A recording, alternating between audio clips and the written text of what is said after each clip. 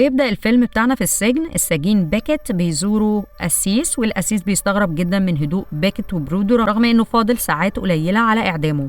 القسيس بيفكروا ان دي ممكن تكون اخر مرة بيكيت يقدر يتكلم فيها مع حد بجد، فبيكيت بيقرر يحكي له حكايته من البداية. الحكاية بتبدأ بماري، والدة بيكيت. هي من عيلة غنية جدا في لونج آيلاند، يعني هي وريثة لثروة قيمتها 19 مليار دولار. لما تمت 18 سنة قابلت والد بيكيت اللي كان مجرد عازف في فرقة موسيقية في حفلة، ووقعت في حبه فورا وبدأت علاقة سرية بينهم وطلعت منها حامل. والدها اعتبرها عار على العيلة وخيرها بين حلين، يا تجهض الطفل يا تسيب البيت وتغور. ماري رفضت تضحي بابنها ونقلت لمنطقة عادية في نيوجيرسي. ولما ولدت بيكيت، والد بيكيت مات بجلطة في الرئة وهو لسه في المستشفى، وبقت أم عازبة شغالة سكرتيرة في مصلحة المرور. وكل يوم كانت بتقول لبيكيت إنها اتطردت من البيت بس ما اتطردتش من الميراث، وثروة عيلتها كلها بتنتقل من الأكبر للأصغر في العيلة، وعشان بيكيت هو أصغر واحد فكان لازم يستنى كل اللي قبله يموتوا عشان يورث. ورغم ظروفهم المادية، ماري صممت تربي بيكيت على الثقافة والرقي، وتعلم يعزف بيانو ويمارس الرماية، وكان بيلبس بدلات وهو لسه طفل. وفي حصة الرماية بيكيت قابل جوليا وحبها من أول نظرة. وجوليا كانت غنية وما انبهرتش ببيكيت لأنه من طبقة متوسطة، فوعدها إنه في يوم من الأيام هيورث فلوس كتير. وبقوا صحاب، وجوليا راحت حفلة البيانو بتاعته، ولما النور قطع مسكت إيده وقبلته، بس بعدت عنه فورا أول ما النور رجع. وبيكيت لسه طفل. ماري تعبت جدا ودخلت المستشفى بعد ما كانت بتطنش الأعراض، وبيكيت كان عشمان إن عيلتها تساعدهم بس محدش عبرهم ولا اتصل بيهم. ماري قالت له إنه يستحق حياة أحسن، وخلته يوعدها إنه مش هيستسلم لحد ما يوصل للحياة اللي تليق بيه. وآخر طلب ليها قبل ما تموت إنها تدفن في مقبرة العيلة، بس العيلة مرضوش فاتدفنت في مدافن عادية. وبيكيت شافها وهي بتدفن وهو ماسك خصلة من شعرها، وحلف إنه هياخد مكانها في بيت العيلة. وتاني يوم بيكيت راح قصر عيلة مامته وضرب الجرس، والرد الوحيد كان جواب من الخادم مكتوب فيه ببرود إنهم مش هيقدروا يساعدوه، والجواب حتى مش ممضي.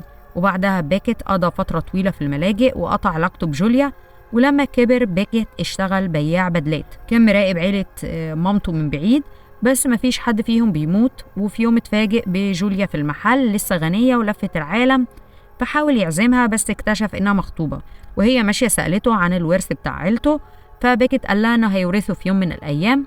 وجوليا قالت له ابقى كلمني لما تقتلهم كلهم، ابقى قابلني.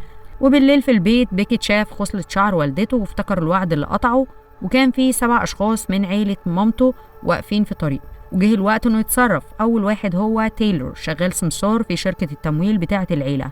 بيكيت لقاه بسهولة لانه دايما في البارات، بس بيكيت حس ان قتل ابن عمه فكرة مجنونة وقرر يتراجع. تاني يوم المدير بتاع بيكيت قال له انه هيتفرغ لمركز الشحن لأن ابنه هياخد مكانه كبياع. بيكيت رفض يشتغل في مخزن وساب الشغل، واللحظة دي هي اللي خلته يقرر ينفذ خطته. وبعد فترة تايلور وصل حفلة بهليكوبتر وبدأ يرمي دولارات على الناس قبل ما ينط في البسين. بيكيت دخل الحفلة بسهولة وراقب تايلور وهو راكب جيت سكي ورايح لليخت بتاعه، وبيكيت راكب جيت سكي وراح لليخت.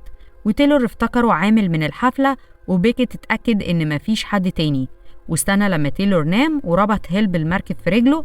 وبعد لحظة تردد رمى الهلب في المية وتايلور صحي بس كان فات الأوان. الحبل سحبه لأعماق البحر وغرق. بيكيت وهو ماشي بالجيت سكي اكتشف إن القتل سهل جدا، وده اداله شعور بالإثارة. وبعد كام يوم بيكيت حضر الجنازة وقابل والد تايلور اللي هو وارن. لما بيكيت عرفه بنفسه إن ابن ماري، وارن اتصدم وعزمه على مشروب. وارن اعترف إن ماري كانت شجاعة عشان وقفت في وش أبوها، واعتذر إنه ما يساعدهاش، وكمان كان حاسس بالذنب ناحية ابنه تايلور. بعدها وارن خد بيكيت لمكتبه وعرض عليه شغل تايلور، وبيكيت وافق طبعا. في الأسابيع اللي بعدها بيكيت بدأ يتعلم أصول الشغل المالي وإزاي الأغنياء بيعملوا فلوسهم، وعرف إن الخبرة دي هتنفعه لما يمسك الثروة بتاعته.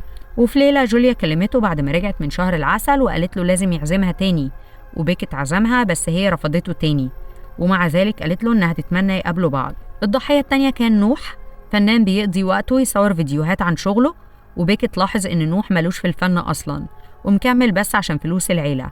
وبيكيت راح معرض نوح وعمل نفسه معجب بيه جداً، وقال له إنهم ولاد عم. ونوح فرح وعزمه على شقته، وهناك بيكيت قابل روث حبيبة نوح السرية، وانجذبوا لبعض جداً. روث عزمت بيكت على حفلة عشاء يوم الخميس، وفي الحفلة بيكت وروث ما كانوش قادرين يبطلوا يبصوا لبعض. لما الكل انشغل بيكت عمل نفسه رايح للحمام، بس راح لغرفة تحميض الصور بتاعة نوح، وخلط كيماويات التحميض بمادة تنظيف كان مخبيها عشان يبان إن نوح عمل حادثة وهو شغال، وكسر اللمبة ورمى سيجارة على الأرض.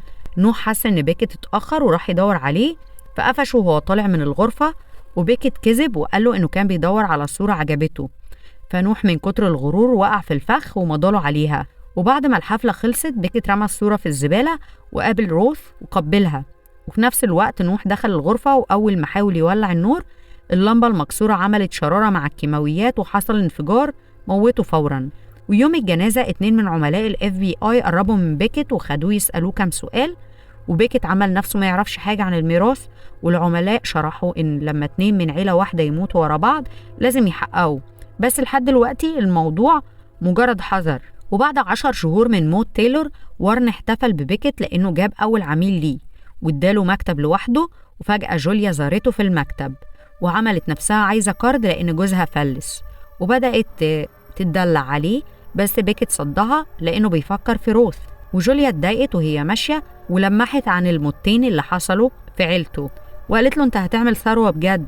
والضحية اللي عليه الدور كان ستيفن، قسيس بيستغل الدين علشان يجمع فلوس من الناس ويغسلها. بيكت غير البدلة بتاعته مع المساعد بتاعه وراح حضر عرض لستيفن، ودخل مكتبه وعمل نفسه صحفي، وهو بيتكلم معاه حط مادة في مشروب المكملات بتاع ستيفن. وستيفن فجأة رفع السيف على رقبة بيكت لأنه اكتشف إن الاسم اللي بيكت استخدمه يخص صحفي معتزل، فبيكت اضطر يعترف إنه ابن عمه.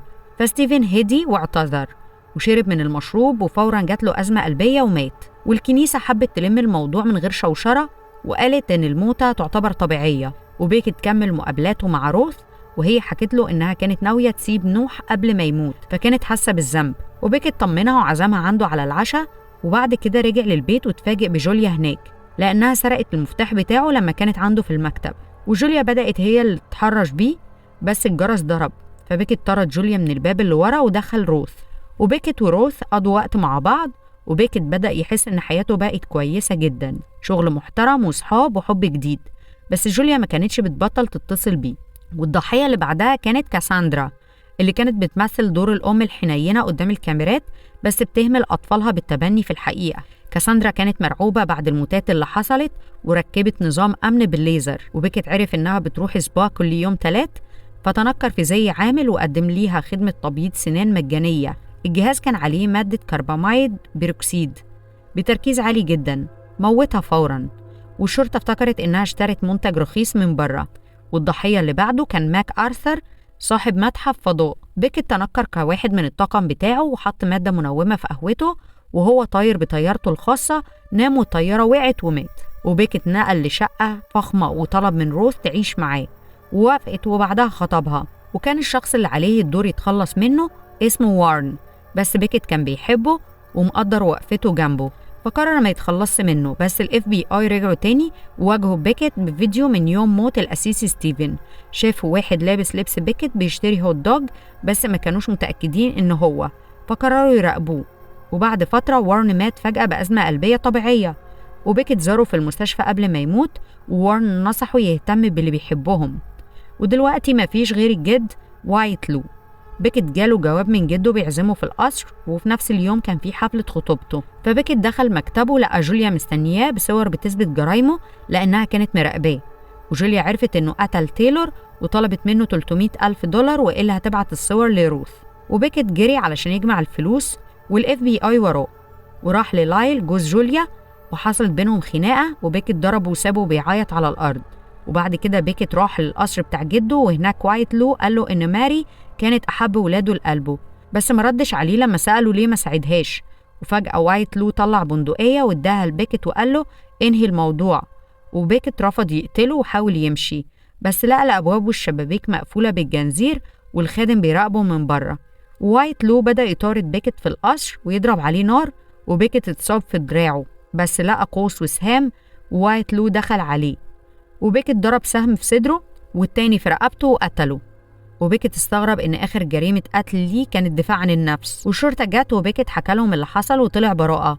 ورجع البيت لقى روث زعلانة لأن الحفلة خلصت وهو ما جاش، وحست إنه مخبي حاجة. وبيكت ورث الثروة أخيرا وعمل حفلة كبيرة، بس ال FBI اقتحموا المكان وقبضوا عليه بتهمة قتل لايل جوز جوليا اللي هو أصلا ما قتلهوش. بصمات بيكت كانت على فتاحة جوابات اتقتل بيها لايل. جوليا شهدت ضده وقالت إنه كان بيحبها طول عمره، فروث سابته وبيكت اتحكم عليه بالإعدام قبل التنفيذ. جوليا زارته وقالت له إن لايل ساب جواب انتحار بيعترف فيه إنه هيموت نفسه، بس هي خبت الجواب علشان تلبس بيكت القضية. وجوليا ساومته تسلمه جواب الانتحار اللي يطلعه براءة مقابل إنه يتنازل عن كل ثروته. فبيكت مضى على التنازل وطلب قسيس علشان يقوله على كل جرايمه قبل ما يطلع، وبيكت طلع من السجن براءة بس من غير ولا مليم. وروث ادت له خصلة شعر والدته وسابته ومشيت، وبيكت مشي مع جوليا اللي بقت تملكه، وانتهت الحكاية بأن بيكت ورث الثروة وخسرها كلها تاني في غمضة عين علشان ياخد براءته وحريته. وبس خلاص، دي النهاية. لو عجبك الفيديو لايك واشترك وفعل الإشعارات علشان يوصلك كل جديد، وباي باي.